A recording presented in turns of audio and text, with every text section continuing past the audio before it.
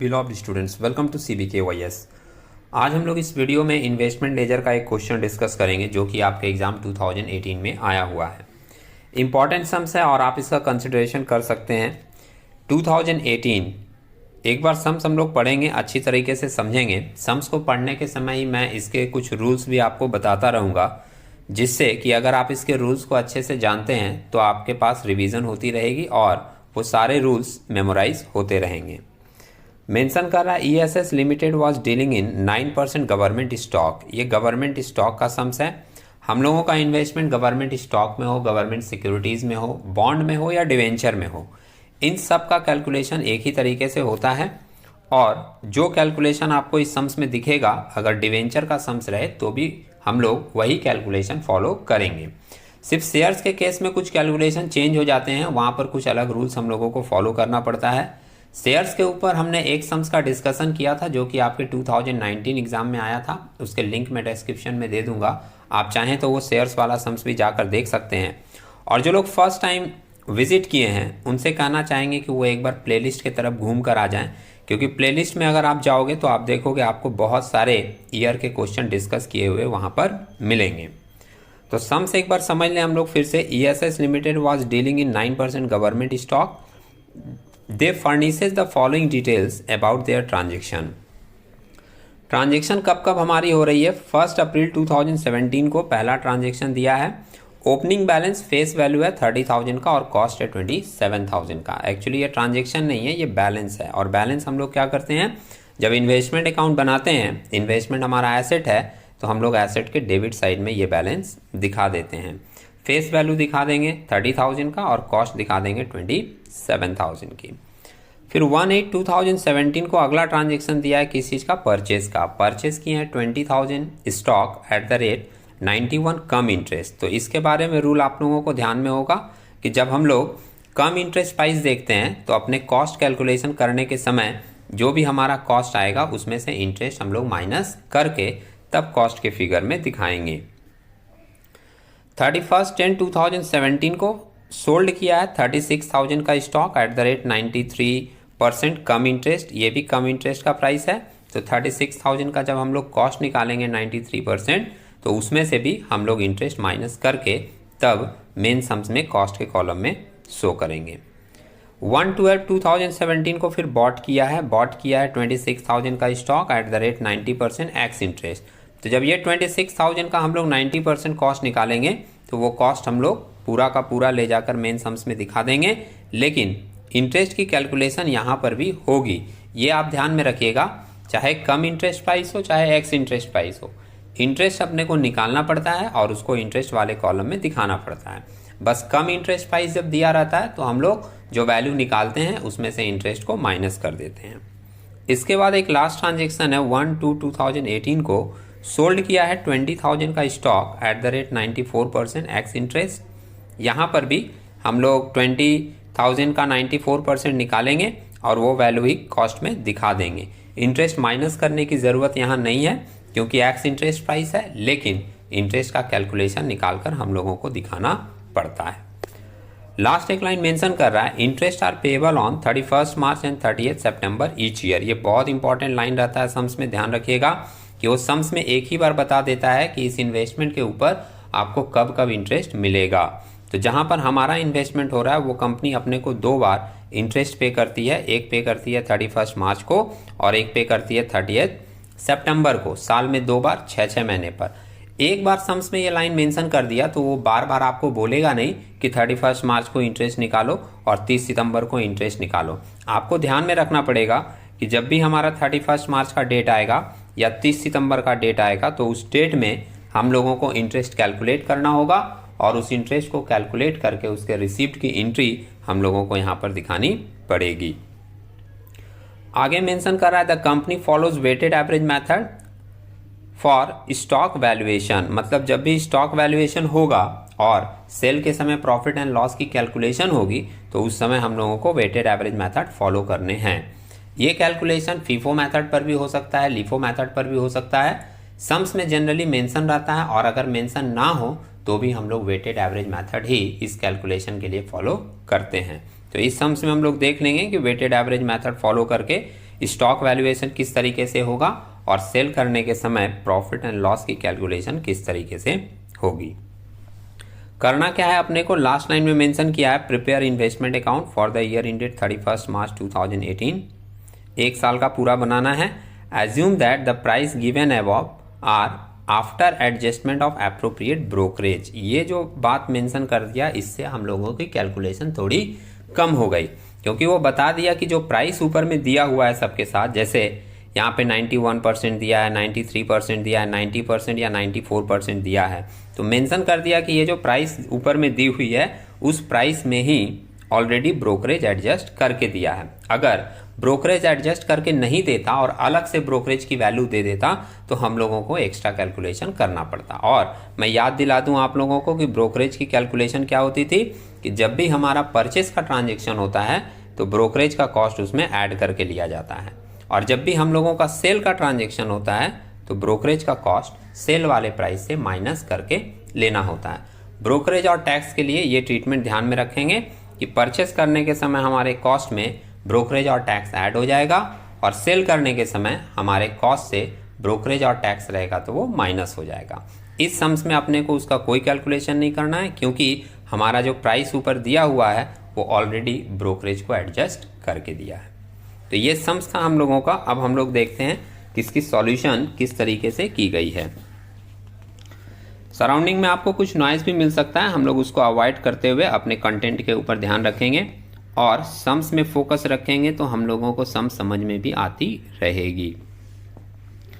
सबसे पहले यहाँ पे आप फॉर्मेट देख रहे हो, in the books of ESS limited investment in 9% government stock account. ये जो 9% मेंशन कर देता है ना, यही हमारा इंटरेस्ट का रेट रहता है। तो जब भी अपने को इंटरेस्ट निकालने की बात आएगी तो हम लोग यही 9% इंटरेस्ट कैलकुलेट करेंगे। Excuse me.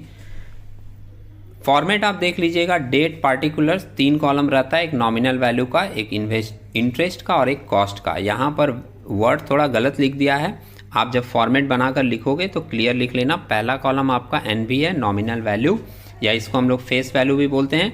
दूसरा कॉलम जो इन्वेस्ट लिखा है ना, वो इन्वेस्ट नहीं होगा, वो इंटरेस्ट का कॉलम होगा दूसरा। और तीसरा हमारा कॉलम रहता है कॉस्ट का। क्रेडिट साइड में भी same, date particulars, nominal value, interest और कॉस्ट, और ऊपर में DR CR आप मेंशन कर लीजिएगा। जो फॉर्मेलिटीज होती है एक फॉर्मेट की वो अपने को कंप्लीट कर लेनी चाहिए, तो DR और CR आप यहाँ पर ऊपर में मेंशन कर लीजिएगा। सबसे पहले हम लोग दिखाते हैं ओपनिंग बैलेंस। तो 1 अप्रैल 2017 को ओपनिंग बैलेंस यहाँ पर देख रहे हो आप, 2 बैलेंस BD करके दिखा दिया। नॉमिनल वैल्यू 30,000 का और कॉस्ट कितने का, 27,000 का। ध्यान रखिएगा यहाँ पर इंटरेस्ट डैश किया है, क्योंकि इंटरेस्ट यहाँ पर कोई भी कैलकुलेशन नहीं हुआ। क्यों नहीं हुआ, क्योंकि ये बैलेंस हम लोगों का दिया हुआ 1 अप्रैल का और इंटरेस्ट का डेट क्या है, 31 मार्च। तो अभी 31 मार्च को तो इंटरेस्ट मिला ही होगा, इसलिए 1 अप्रैल को कोई भी इंटरेस्ट की वैल्यू दिखाई नहीं गई है। अगर मान लो इंटरेस्ट के डेट और बैलेंस के डेट में कुछ गैप हो जाता है, 1 महीना, 2 महीना या 3 महीने का, तो ध्यान रखिएगा कि इंटरेस्ट के डेट और बैलेंस के डेट में अगर आपको गैप दिखा तो आपको उतने महीने का इंटरेस्ट निकाल कर ये इंटरेस्ट वाले कॉलम में दिखाना पड़ेगा। इसके बाद 1/8/2017 को परचेस किया गया था 20,000 का stock at the rate 91 cum interest. तो परचेस हुआ है, परचेस की एंट्री क्या होती है, investment account debit to bank, इसलिए डेबिट साइड में आप देख रहे हो टू बैंक अकाउंट बोलकर परचेस दिखा दिया गया 20,000 का, जो परचेस हुआ है, नॉमिनल वैल्यू 20,000। अब इसका कॉस्ट और इंटरेस्ट कैसे निकला उसके लिए आपको वर्किंग नोट देखना होगा। कैलकुलेशन बहुत इंपॉर्टेंट है इस चैप्टर में। नोट नंबर 1 आप यहाँ पर देख रहे हो, purchase cost on 1/8/2017 and interest paid. Come interest price था 20,000 का 91%, ये आप सम्स में देख लीजिए। तो 20,000 का 91% जब आप निकालोगे तो आपको वैल्यू मिलेगी 18,200। कम इंटरेस्ट प्राइस था, इसमें इंटरेस्ट जुड़ा हुआ था, तो लेस कर दे रहे हैं हम लोग इसमें से इंटरेस्ट। तो लेस किया, इंटरेस्ट इंक्लूडेड। इंटरेस्ट हमेशा फेस वैल्यू या नॉमिनल वैल्यू पर कैलकुलेट होता है, लिख कर रख लीजिएगा आप लोग। तो इंटरेस्ट निकाला है कितना, 20,000 आपका फेस वैल्यू है। ये जो 2/100 लिख दिया ना भाई, गलत है, 2/100 नहीं होगा, 9/100 होगा, क्योंकि इंटरेस्ट का रेट हम लोगों का कितना है, 9%। तो 20,000 इंटू 9/100 करोगे, मतलब 9% इंटू 4/12 लिया है 4 महीने का, तो ये निकल के कितना आया 600, और 18,200 में से 600 माइनस कर देंगे तो परचेस कॉस्ट हम लोगों का ओरिजिनल कितना आ जाएगा 17,600। अब इसको देखिए, परचेज हुआ है तो डेबिट साइड में दिखा दिया टू बैंक अकाउंट करके 20,000 का नॉमिनल वैल्यू, इंटरेस्ट में दिखा दिया 600, देख रहे हो आप यहाँ पर, और कॉस्ट में दिखा दिया 17,600, कॉस्ट यहाँ पर 17,600 का। क्लियर है। एक क्वेश्चन अराइज हो सकता है किसी किसी के मन में, एक स्टूडेंट ये क्वेश्चन अराइज कर सकता है कि सर ये 4/12 4/12 क्यों लिया। तो इंटरेस्ट जब भी हम लोग कैलकुलेट करते हैं तो ध्यान रखते हैं कि लास्ट डेट ऑफ इंटरेस्ट से to the date of transaction तक का पीरियड काउंट करते हैं। मतलब हमारा इंटरेस्ट का लास्ट डेट क्या था और हमारा ट्रांजेक्शन का डेट क्या है, उतने दिनों का गैप हम लोग फाइंड आउट करते हैं और उतने महीने का ही इंटरेस्ट हम लोग कैलकुलेट करके यहाँ पर दिखाते हैं। तो आप एक बार देख लो, 31 मार्च आपका इंटरेस्ट का डेट था और 31 मार्च के बाद आप ट्रांजेक्शन कब करो 1/8 को, मतलब अप्रैल मई जून जुलाई, 8वां महीना आपका होता है किसका, अगस्त का। तो आप 31 मार्च से 1 अगस्त तक अगर आप ये काउंटिंग करोगे 31 मार्च टू 1 अगस्त, तो बीच में आपको कितने महीने की गैप मिलेगी, अप्रैल मई जून जुलाई, 4 महीने की, इसलिए यहाँ पर 4 महीने का इंटरेस्ट कैलकुलेट किया गया है। ठीक है। अब अगला ट्रांजेक्शन देख लेते हैं। 1 अगस्त के बाद हम लोगों का यहाँ पे नेक्स्ट ट्रांजेक्शन दिया है 31 अक्टूबर को, लेकिन 31 अक्टूबर जाने से पहले हम लोगों का इंटरेस्ट का डेट आ जाएगा बीच में 30 सितंबर। मैंने सम्स पढ़ने के समय भी कहा था कि अगर 2 ट्रांजेक्शन के बीच में आपका इंटरेस्ट का डेट आ जाए तो वो बार बार मेंशन नहीं करेगा कि आपको इंटरेस्ट निकालना है। आपको ये खुद याद रखना पड़ता है कि अगर 2 ट्रांजेक्शन के बीच में हमारा इंटरेस्ट का डेट है तो पहले हम लोगों को इंटरेस्ट कैलकुलेट करके इंटरेस्ट रिसीव करके फिर आगे के ट्रांजेक्शन में मूव करना पड़ेगा। तो हम लोग क्या करते हैं, 30 सितंबर को पहले इंटरेस्ट रिसीव कर लेते हैं। इंटरेस्ट रिसीव करेंगे तो हमारा इन्वेस्टमेंट क्रेडिट होगा और बैंक डेबिट होगा। तो इसलिए आप देख रहे हो इन्वेस्टमेंट के क्रेडिट साइड में 30 सितंबर 2017 को बाय बैंक अकाउंट बोलकर इंटरेस्ट रिसीव कर लिया है कितना 2250। अब ये 2250 कैसे आया, इसका कैलकुलेशन यहीं पर नीचे दिखा दिया गया है। 50,000 का आपका इन्वेस्टमेंट है, कैसे 30,000 का पहले था और 20,000 का और आपने खरीदा। मैंने पहले भी मेंशन किया कि इंटरेस्ट हम लोगों को हमेशा नॉमिनल वैल्यू पे ही मिलता है। तो 30,000 का पहले से था और 20,000 का और खरीदें, टोटल इन्वेस्टमेंट कितने का हो गया 50,000 का। 50,000 का 9% निकाला है, इसलिए 9/100 किया है, और इंटरेस्ट वाले डेट में हम लोगों को 6 महीने की इंटरेस्ट ले लेनी पड़ती है। साल में 2 बार मिल रहा है, 31 मार्च को और 30 सितंबर को, तो गैप कितने का होगा 6 महीने का। इसलिए 50,000 इंटू 9/100 इंटू 6/12 करके आप देखोगे कि वैल्यू आपको मिल जाएगी इंटरेस्ट की कितनी 2250। ठीक है। ये 2250 इंटरेस्ट यहाँ पर दिखाने के बाद हम लोग अगले ट्रांजेक्शन में मूव करेंगे। अब अगला ट्रांजेक्शन हमारा 31 अक्टूबर को है, जो कि सोल्ड किया है 36,000 का stock at the rate 93 come interest. तो सेल किए हैं, परचेस कर रहे थे तो हम लोग डेबिट साइड में दिखा रहे थे, सेल किए हैं तो क्रेडिट साइड में पोस्टिंग होगी। और आप यहाँ देख भी रहे हो 31 अक्टूबर 2017 को बाय बैंक अकाउंट बोलकर क्रेडिट साइड में पोस्टिंग दिखा दिया है कितने का 36,000 का नॉमिनल वैल्यू। इंटरेस्ट और कॉस्ट तो हम लोगों को कैलकुलेट करना पड़ता, इसलिए आप इसका वर्किंग नोट 2 देख लीजिए, यहाँ पर आपको इसका कॉस्ट कैलकुलेशन मिल जाएगा। कम इंटरेस्ट प्राइस है 36,000 का 93% आप निकालोगे तो वैल्यू आ जाएगा 33,480।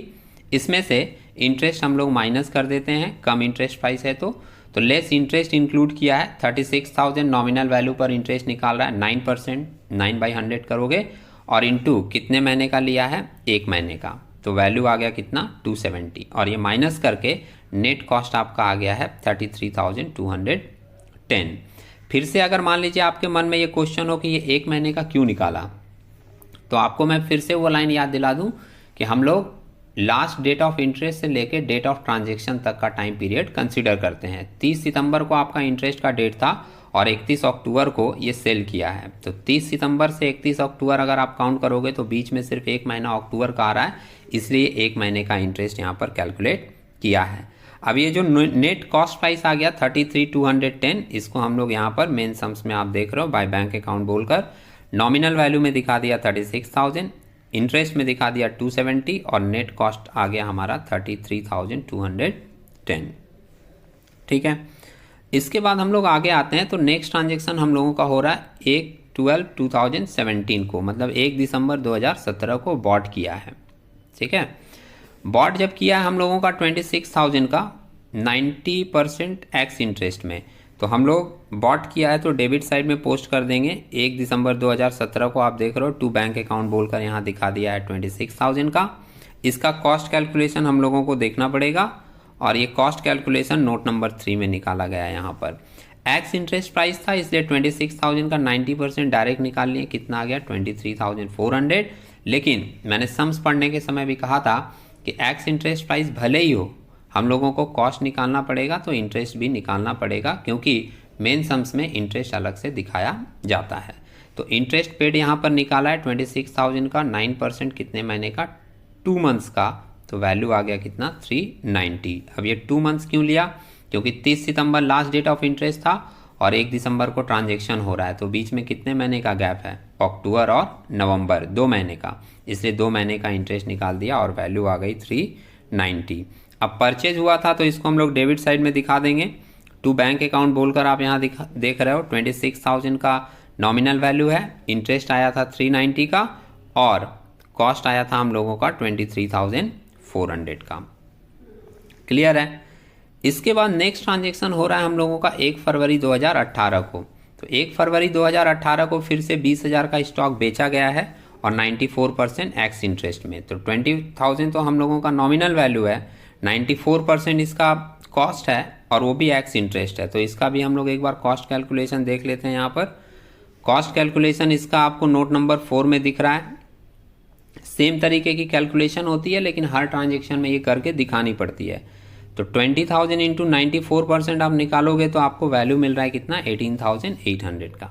ठीक है, और एक्स इंटरेस्ट था इसलिए हम लोग इंटरेस्ट इसमें से माइनस नहीं करेंगे लेकिन अलग से इंटरेस्ट निकाल कर दिखाएंगे। तो इंटरेस्ट रिसीव अलग से दिखाया है, 20,000 नॉमिनल वैल्यू है, 9% रेट है और इंटू 4/12 किया है, तो इंटरेस्ट आया हम लोगों का कितना 600 का।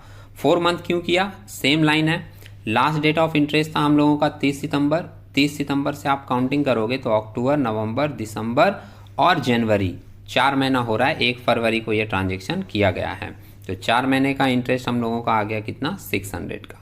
अब ये सेल हुआ था तो फिर इसको हम लोग क्रेडिट साइड में दिखाएंगे, बाय बैंक अकाउंट बोलकर आप यहाँ देख रहे हो 1 फरवरी को सेल दिखाया है, नॉमिनल वैल्यू 20,000 का, इंटरेस्ट 600 का और कॉस्ट कितना दिखा रहा है 18,800 का।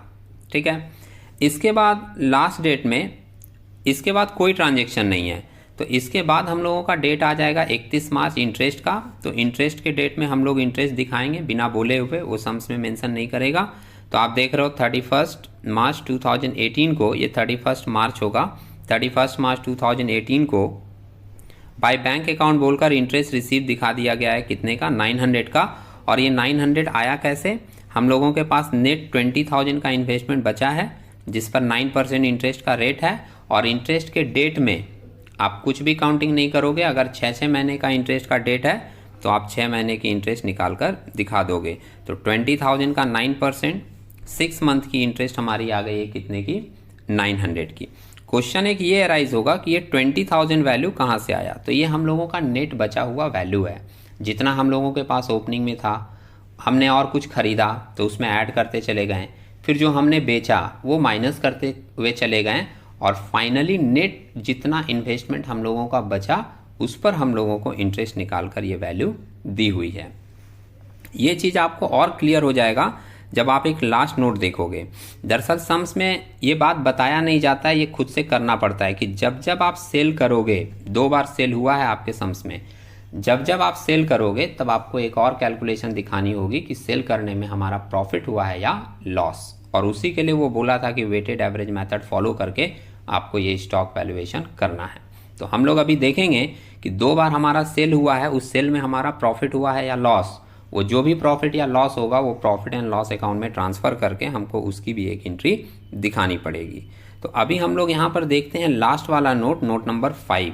इसको आप समझ लीजिए क्लियरली, तो आपको क्लियर हो जाएगा कि हमारे सेल में प्रॉफिट हुआ है या लॉस और लास्ट में हम लोगों के पास कितना इन्वेस्टमेंट बचा था जिस पर हम लोगों ने लास्ट में इंटरेस्ट रिसीव किया है।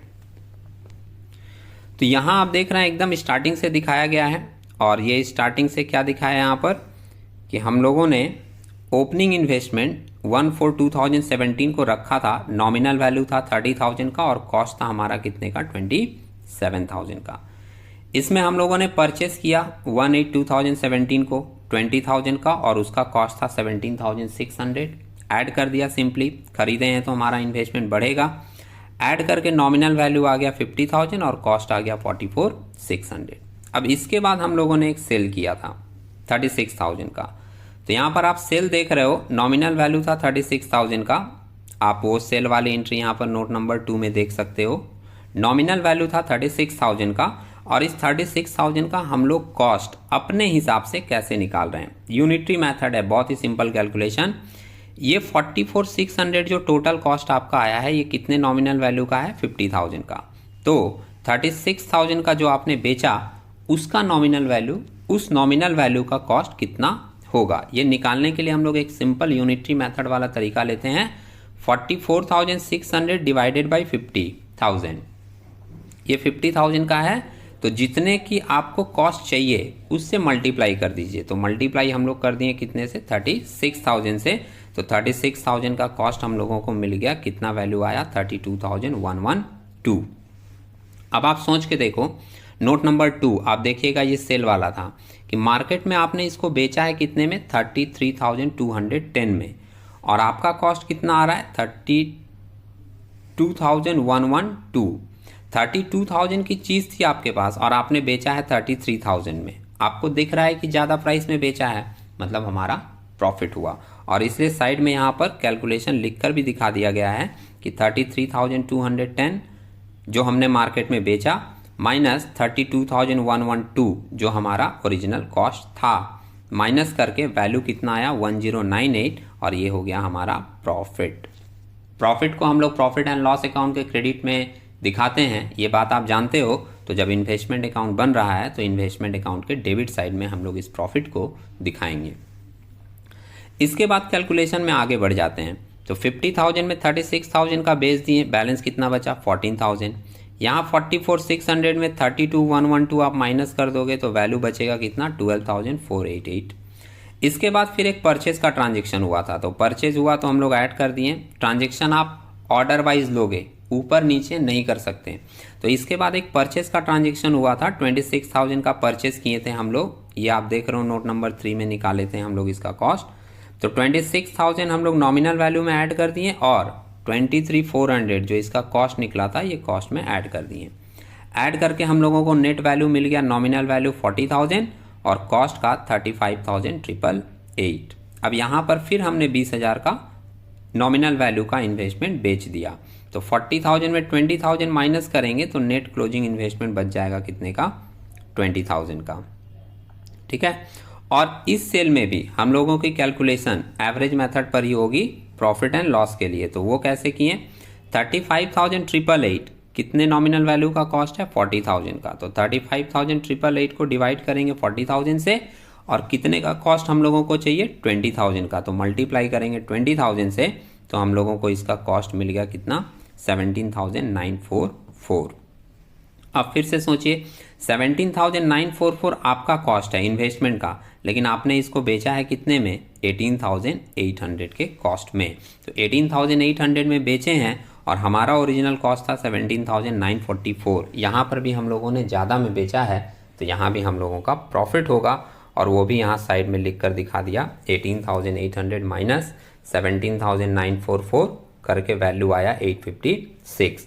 तो ये जो दोनों प्रॉफिट आया, आप इसको दो अलग अलग डेट में भी दिखा सकते हो, और या फिर दोनों प्रॉफिट को जोड़कर at the end of the year एक ही साथ प्रॉफिट एंड लॉस अकाउंट में ट्रांसफर कर सकते हो।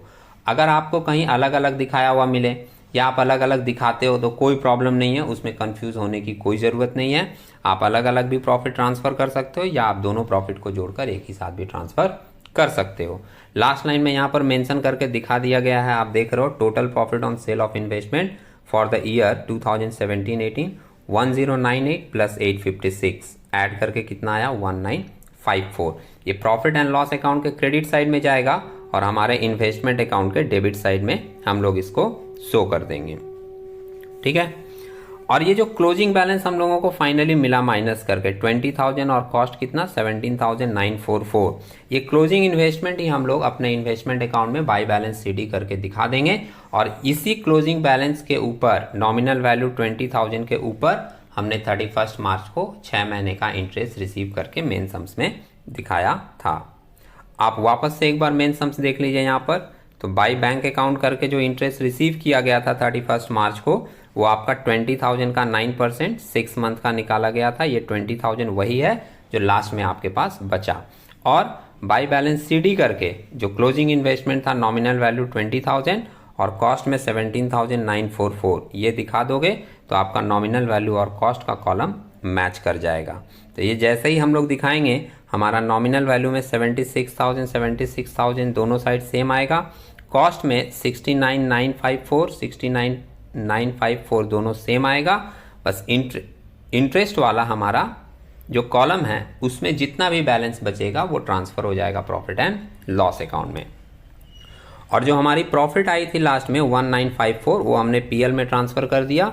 Investment account debit to profit and loss होता है एंट्री, तो टू प्रॉफिट एंड लॉस बोलकर यहाँ एक साथ आप देख रहे हो 1954 का प्रॉफिट ट्रांसफर कर दिया गया है। आप वापस से देख सकते हैं यहाँ पर लास्ट लाइन में आपका 1954 का प्रॉफिट आया था। इसके बाद हम लोग इन्वेस्टमेंट में इंटरेस्ट का टोटल करेंगे। तो इंटरेस्ट आप क्रेडिट साइड में देखोगे ज़्यादा है 2250, 270, 600 और 900। ये टोटल ऐड करेंगे तो वैल्यू आएगा 4020 और इस 4020 में से डेबिट का ये 600 और ये 390 माइनस करेंगे तो बैलेंस बचेगा 3030। वो बैलेंस भी ट्रांसफर हो जाएगा प्रॉफिट एंड लॉस अकाउंट में। तो लिख दिए to profit and loss account interest transferred. तो उम्मीद है आप लोगों को कैलकुलेशन समझ में आई होगी। अगर आप लोग इसको नोट करके करेंगे तो चीज़ें और ज़्यादा क्लियर होती हुई दिखेंगी। हम लोग इसी तरीके के कुछ नए कैलकुलेशन के साथ, कुछ इन्फॉर्मेटिव वीडियोज़ के साथ नए वीडियोज़ में मिलेंगे। तब तक के लिए टेक केयर।